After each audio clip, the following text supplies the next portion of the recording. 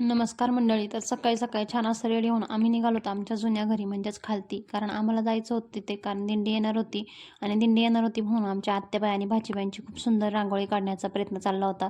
तर त्यांनी खूप छान अशी रांगोळी देखील काढली होती. नंतर आम्हाला मिसळपाव बनवायचं होतं दिंडीसाठी नाश्ता म्हणून. तर आणि मग नंतर माझी जाऊबाई आणि आम्ही कापत होतो कांदे. कांदे कापून झाल्यावरती आम्हाला तयारी करायची होती मिसळीच्या मसाल्याची देखील.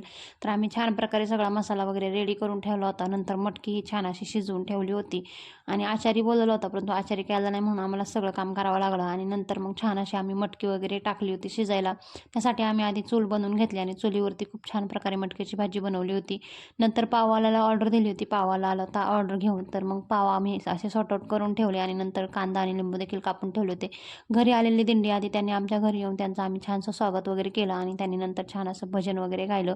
तर भजन वगैरे गाऊन सकाळी सकाळी आमचा दिवस खूप छान गेला. नंतर मग दिंडीला आम्ही छानसा नाश्ता वगैरे दिला आणि त्यांनी जेवण करून मग त्यांच्या दिंडीला प्रस्थान केलं. चला भेटूयात. बाय.